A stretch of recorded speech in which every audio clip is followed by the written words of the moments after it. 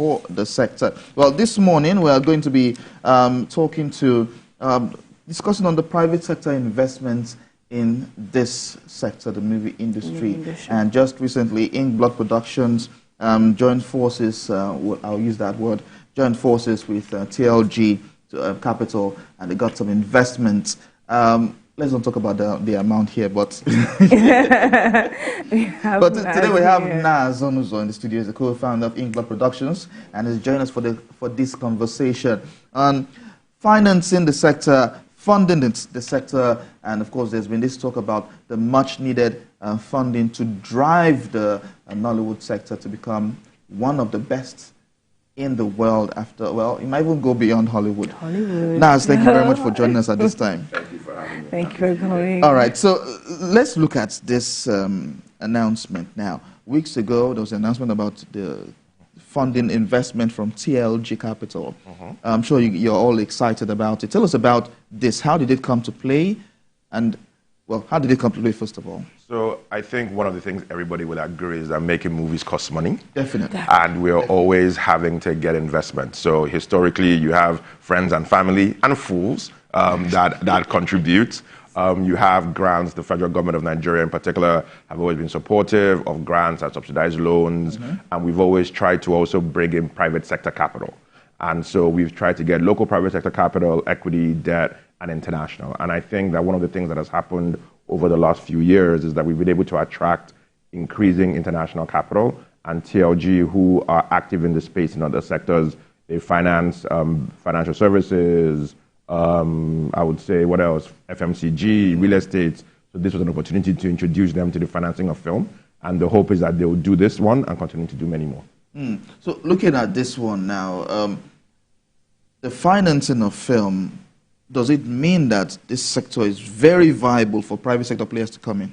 So I think it's a journey. I think that we are always looking for avenues to drive the revenue. So you can only finance something if you're going to be sure to get the returns. And so as you've seen, we've continued to build out the avenues of distribution. So we have the cinemas, we have things like the YouTube channels, the streaming networks, we have global distribution. So the more distribution channels we have, DVD is still active in some parts of the country. So the more of these avenues you have, the more viable the financing of the films can be and the more capital it is. But we need more. I mean, we need more distribution. And the more distribution you have, the more the films have the opportunity to earn. And the more the films have the opportunity to earn, the more investors you can attract. So eventually we will beat Hollywood, like you say, if we're able to continue to drive the distribution and exhibition of our titles. Well, I agree that one day we will beat Hollywood, but let's stay in Nigeria for now. Okay. You mentioned something about money coming back after investment. What happens when the movie doesn't make as much money as intended and then the investment seems to be lost? What happens to the producer, the production company? I think I would like to know more about that. So I think that's a very good question. And the answer is that films are evergreen. So films, generally, you make a film today, it lasts for 10 years, 20 years, 50 years, 100 years. And so what happens is we always tell filmmakers that you want to be able to ensure that you earn for the entire life cycle of the film. And even if a film does not necessarily hit its grosses initially, there's always opportunities to earn over time. And eventually, of course, not all films would make money, but that's why it's a portfolio. It's very dangerous to make one film. It's always better to try and diversify as much as possible. And the more you diversify, like with any investment, the less likelihood that over time you would lose money. And that's one of the things that we encourage producers to do, right? So you have some films that no one film should be able to ruin your business. Well, several stakeholders in the film industry have said that filmmakers should get things like tax rebates and tax benefits. Do you agree with that? Of course. Who does not like tax rebates? I think that with any nascent sector, tax rebates are things that drive investments. So if you look at globally, the film industry is one of those, because it's a culture industry, the governments take steps to foster the growth of those industries, whether that tax rebates, grants, film parks, concessions, because people understand that the exploitation of culture is a key part of soft power. I mean, look at the AMVCA, beautiful thing you just did. Look at how we come out to show out for our culture. And I think that Nigerian film and music, but film because that's what I do, is a very, very strong exponent for the growth and the strength of Nigerian culture. And yes, the government should support it in any way that it can. So how has our own stories contributed to the growth of the sector? When I mean our own stories, the local stories we have, our culture, traditions, folklores, have they contributed to the growth of the sector that has gotten us these kinds of investments? I mean, I think it's a key part. I think that you can look at what we call epics in Nigeria. So they are a key driver of storytelling, right? So you see things like King of Thieves, Jagu Jagu driving the adoption on both cinemas and streaming. We want to see ourselves. I mean, Chetam is currently playing on DSTV. You see that people want to see stories of our past because it is our past. And I think that the larger the budgets get, the more we're able to do those stories justice. Because with period pieces, you have to have what we call full coverage. Like if I show you a set from a period piece and there's a cell phone inside and it's supposed to be 2000 and you're like, what's going on? So it's stuff like that that raises the cost. But I honestly think that the more opportunities we have to have our period stories, the more interesting it is. And we have a wealth of stories. I mean, Nigerian history is recorded and it goes back to the 1000s, Benin, Lagos. I mean, like there's so many great riches to still be explored. And I think that over time, as we continue to engage, we will get there. You talked about larger budgets. How large can our budget be in doing a movie? I mean, in theory, right, if they can spend $300 million in a movie abroad, you can say that technically there's almost no amount of money you can spend on a movie. The question is just a function of what are you able to recoup in that industry. And so which is why distribution and exhibition is so important, that the larger your audience, the more you're able to spend. Do we have that much of a distribution network? Not yet. I mean, we have to make significant investments in distribution. So some of it helps in that some of it is not made by us. So for example, we do not make the investments in like the streamers, Netflix and YouTube and such, but we would have to invest in building out our cinemas, building out our local TV, building out our DVD network such that we are able to say, I want to spend $1 million, $5 million, $10 million of a film, and we have a chance of recouping it. Because if you do not recoup your investments over time, you will end up in a situation where the sector will eventually just be for grants. Now, there's nothing wrong with grants, but what that means is that you are now only going to make the films that the grant makers want you to make. And one of the powers of Nollywood is that almost anybody can decide to make a film about anything. And that is a thing that we want to keep. Like, we are the ones telling our stories, and it's a multiplicity of stories. So we want to keep that, and to keep that, the investments have to be able to be recouped. Speaking of stories, Inkblot has produced movies like Wedding Party, Set Up North.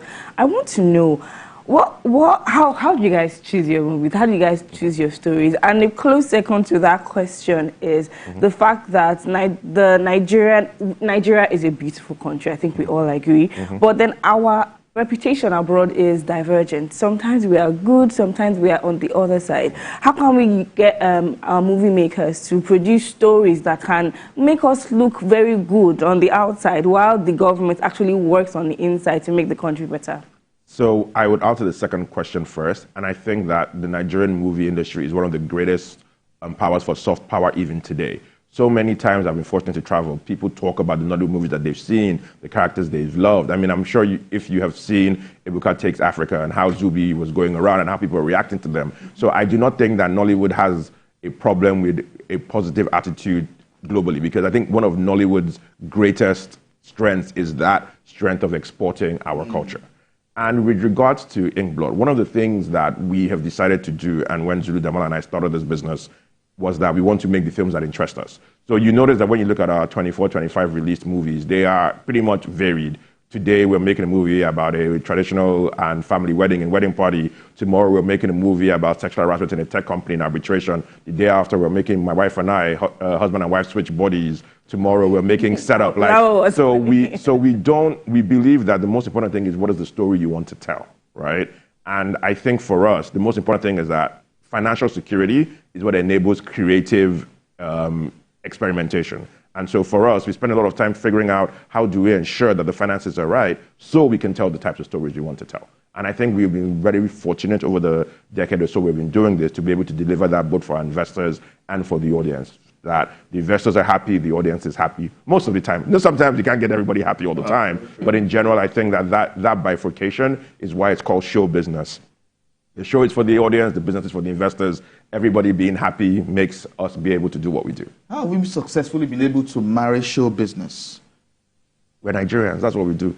I mean, we are expressive, we put on a show, and we want to make, because we don't have the ability to say, oh, there's someone else that's going to take care of us. We have to build, because most other industries in Africa are driven by grants and all of those, but the Nigerian film industry is driven by the business part. The business part is what enables the rest of it to function. And I think that is why we have been so resilient, because we have basically had to generate the returns that enable us to continue to make films. Because you see, it's addictive to have free money. But when you don't have free money, you have to make it work for yourself. And that is something that I think our industry has done very well since its inception. So now what's the impact, or what will be the impact of this investment from TLG on the film industry? So I think, like with everything, you want it to matter to us, which is that it gives us a bit more of the financial security we talked about to continue to drive creative experimentation.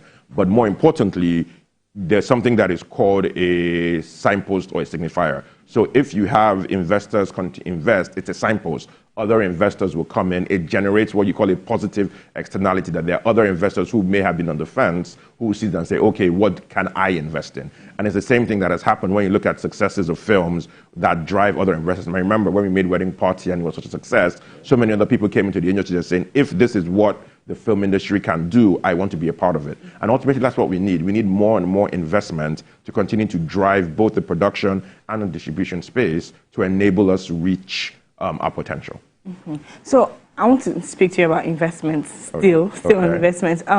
So let's say I wanted to come invest in your production line and all, and I had between two choices, a fixed amount or the percentage of the profit. What would you advise that I choose as a first-time investor in the movie business? So I think what I would say to that is, what do you need? So like all investment advice is a function of the person making the investment and not the person collecting the investment. So if you are a retiree who doesn't take risk, the advice is you take something that is relatively certain, like all advice. If you're younger, you can lose all the money, you take a risk for a higher reward. And I think that is true of film.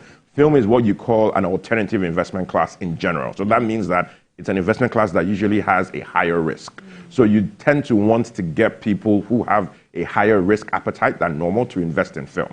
I mean, there's an interesting stat that I saw in Hollywood because of the way their system works, that almost 90% of independent films lose money. However, that system is designed for that to happen, so that it allows them, the people who invest in film, to what they call harvest the losses for taxes. So even if the film loses money, it still helps them in other projects. So film is usually for sophisticated investors in general. However, there are avenues to democratize film investment. So in the US, you can buy shares in companies that make film and participate that way. Right now, unfortunately, I don't think there are any film and television companies listed in the Nigerian Stock Exchange. But I think that over time, as the films grow and film companies grow, you will now have that ability for individuals to participate, which I think will drive and foster more collaboration there as well. Okay, so they were showing the trailer of your new movie, Mor and Co. Yes. I love the trailer. We'll actually see the trailer right now. Of course, let's hear the trailer. Okay, right? Maybe let them hear what we... Okay.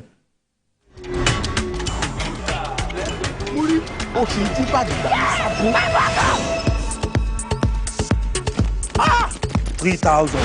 Orí ẹ̀ ti burú. Ṣé ojú ọ̀tẹ̀ ojú kìí tí wọ́n gan ni? Ó kọ́ mọ di gẹ́sẹ̀ yẹn lójoojúmọ́ kò sú ẹni. Abẹ́ pàtàyé ń jẹ́ ń sìn. Tó bá lè lọ kún side mirror lásán 5,000 naira ní.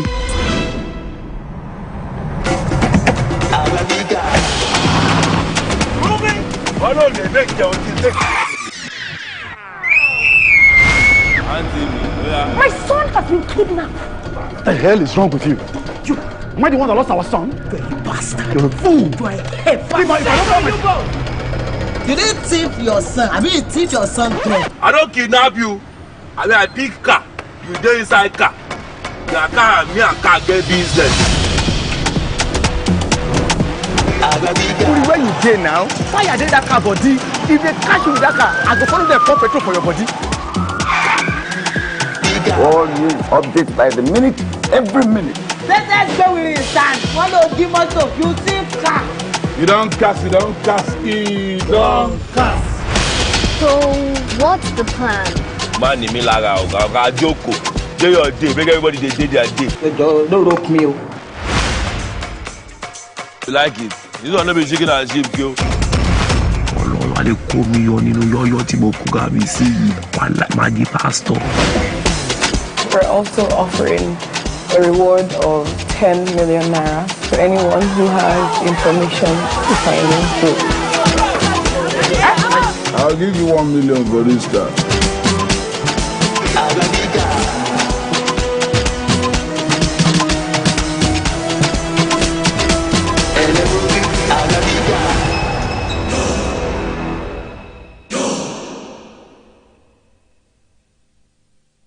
Of course, that's a trailer of Mor and Co, and it's the first time you are seeing this trailer anywhere. So it premiered here on TVC Breakfast Saturday for the first time, and the movie is coming out on June the 12th this year. We will be at the premiere definitely. But my concern and shock is, how did you get Kunle to act that part? No, but Kunle is an amazing professional, someone that we wanted to work with for a long time. We've known him as a lover boy. Yeah. But that's why he's an actor. So when Biodu came to us with the story, she said the only person she had on her list to play Muri was Kunle. And that she had spoken to him and he was excited, and we were like, yeah, it's good to go. And so Kunle is an amazing actor, and he killed the role. As you can see by just watching him, he embodies the character fully. So we were very, very happy to have him and to make it work from sketches, because he's one of the busiest men in Hollywood. So he committed fully to the role, and we're very grateful for him for the work that he did for us. Inkblot has done several movies, My Wife and I, Quam's Money, and all of that. This Mor and Co, what makes it different? So I think every movie is different. It's like every child is different, right? So my political answer starts with it. But I think Mor and Co was a film that we wanted to make. We were having a conversation with Biodu Stephen, the director. So after we did Big Love, we were like, okay, what else are we going to do together? And she said there's a story she had about a local thief who steals a car and ends up having a young boy in it, and now goes on a journey of self-discovery. And we're like, yes, we want to do that one.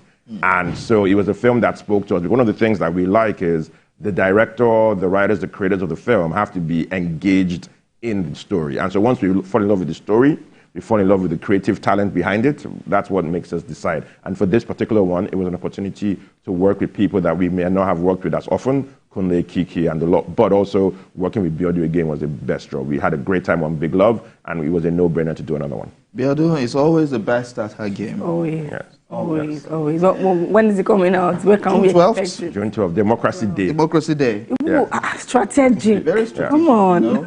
A public holiday. Yes. Many will go to the cinema to watch it on that day. We hope that it makes more than $1 billion. We'll claim Yes. it. $1 billion. Yes. All right. Thank you very much, Naz Onuzo, for coming to talk to us on financing the sector. Thank you very much. Of course, June the 12th is when Mor and Co comes out, so definitely it will come your way right here on TVC Breakfast. My name is Theophilus Ilama. Of course, Adebanke Oduniyi has been my regular co-host here, and we're saying thank you for being on the show. Thank you for watching us. Coming up is sports with the sports team. Stay tuned.